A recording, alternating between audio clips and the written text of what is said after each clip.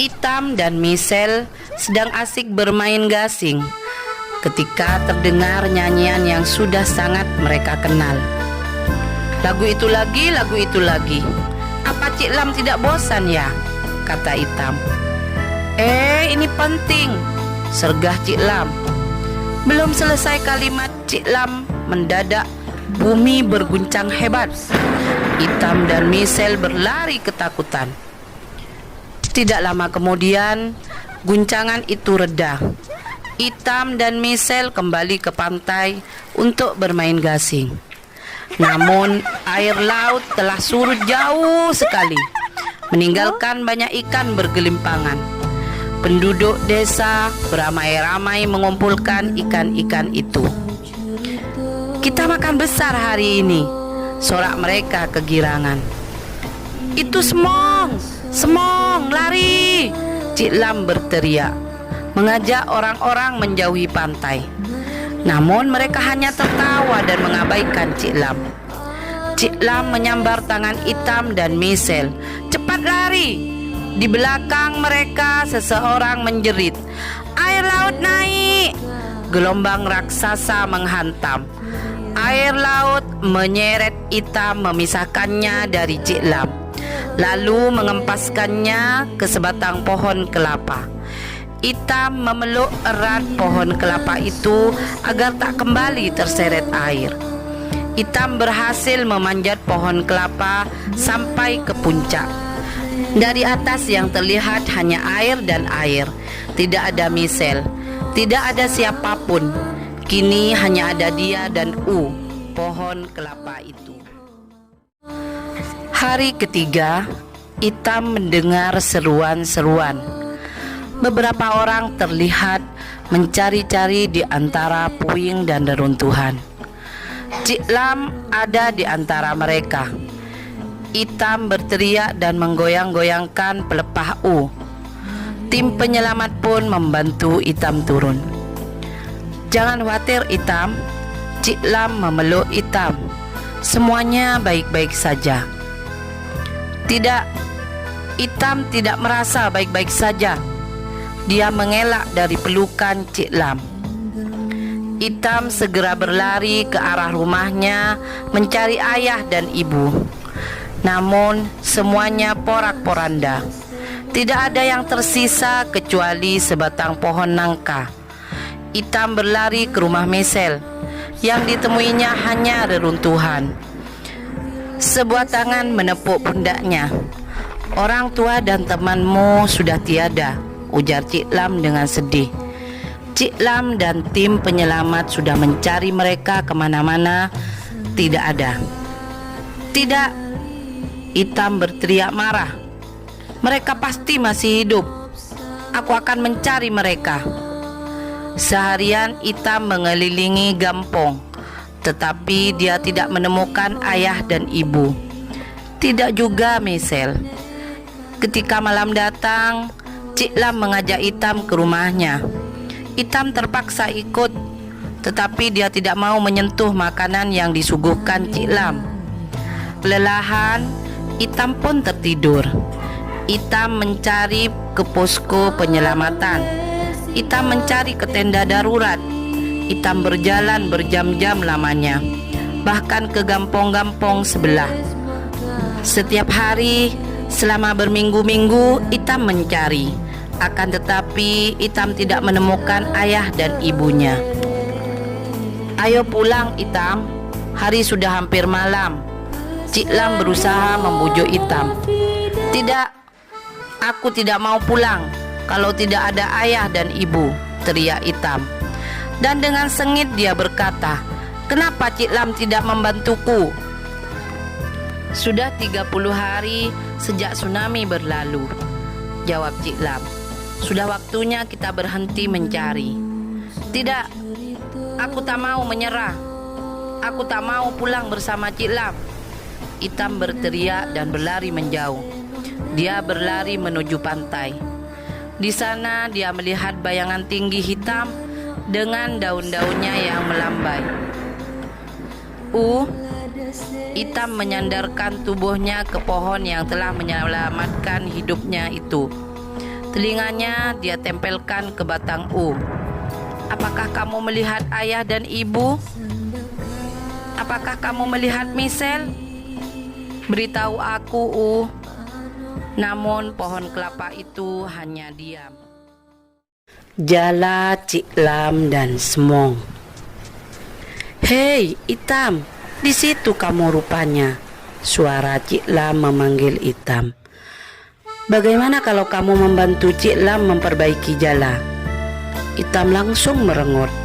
Dia tidak ingin mendekati Jala Cik Lam. Jala mengingatkannya kepada ayah. Dulu Itam sering membantu ayah memperbaiki Jala, dan Cik Lam bukan ayahnya. Cik Lam mulai bekerja sendiri seperti biasa. Dia mendendangkan lagu kesukaannya, Ede Semong Kahane. Sair terdengar ganjil dan iramanya amat mendayu. Itam terhanyut menyimak lantunan lagu itu. Itam sejenak terdiam. Bagaimana keluarga Cik Lam? Tanya Itam. Apakah mereka selamat? Ayahku selamat, tetapi kakekku tidak. Begitu pula paman, bibi, dan beberapa sepupuku yang masih kecil. Mereka hilang tersapu ombak. Kami tidak pernah melihat mereka lagi. Cik Lam tampak berusaha tetap tersenyum. Itam mengamati Cik Lam yang kini diam, terus memperbaiki Jala. Perlahan Itam mendekati Cik Lam dan meraih ujung Jala. Aku boleh bantu Cik Lam? Tanya Itam. Itu Michelle. Itam menggoreskan satu garis lagi di batang pohon U. 180 hari, gumam Itam. Dia tempelkan telinganya ke batang pohon. Temanku, adakah yang terlihat olehmu dari atas sana? Tanya Itam. Beritahu aku ya, kalau kamu melihat sesuatu. Di mana ayah dan ibu saat ini? Itam bertanya-tanya dalam hati. Itam menghayal. Mungkin ayah pergi melaut ke tempat yang jauh mencari ikan yang besar. Mungkin ibu melanjutkan sekolah lagi seperti yang selalu dia impikan. Sementara Michelle mungkin sedang mengikuti perlombaan gasing tingkat dunia. Dia pasti menang. Itam tersenyum sendiri membayangkan semua itu. Tiba-tiba Itam melihat seorang anak laki-laki berlari melintas. Dia terlihat seperti Michelle. Anak itu membanting sebuah gasing ke tanah. Itam menahan nafas. Itu pasti Michelle. Michelle sudah pulang. Michelle! Itam berteriak memanggil. Itam berlari menyusul anak itu sampai ke sebuah posko pengungsian. Sekelompok anak bermain gasing. Seorang anak berseru menyambut anak yang baru datang itu. Hasim, ayo bermain bersama kami. Kecewa, Itam pun tersadar bahwa anak laki-laki itu bukan Michelle. Sewaktu Itam berbalik hendak pergi, anak-anak itu mulai bertengkar. Ayolah Hasim, biarkan yang lain dapat giliran. Hasim, aku juga ingin main gasing. Itam melihat mereka bertengkar. Itam juga melihat sebagian mereka belum pandai memainkan gasing. Aku punya ide, pikir Itam. 1000 kejutan. Itam mengumpulkan kayu dari hutan. Apa yang kamu lakukan, Itam? Tanya Cik Lam. Aku ingin membuat sesuatu dengan kayu-kayu ini. Ragu-ragu, Itam menatap Cik Lam. Cik Lam mau bantu aku. Segera mereka sibuk memotong, mengikir, dan mengamplas kayu. Serpihan kayu berserakan di mana-mana. Mereka terus sibuk, hanya azan dan perut keroncongan yang membuat mereka berhenti. Dan ketika saatnya mengecat, tangan mereka pun penuh dengan cat warna-warni. Hari sudah gelap ketika mereka selesai. Itam dan Cik Lam merapikan semua sisa kayu dan cat. "Inilah dia, 1000 gasing kejutan," sorak Itam. Berbagi kegembiraan. Keesokan harinya, dengan sebuah tas besar, Itam membawa semua gasing itu ke rumah pengungsian. "Ini untuk kalian," ujar Itam sambil menuangkan isi tas. "Hore!" anak-anak bersorak-sorai. "Aku mau yang kuning," kata seorang anak perempuan. "Yang ini untukku." Seorang anak kecil mungil menyabet gasing totol-totol merah. Seorang anak menghampiri Itam. "Terima kasih bang," katanya.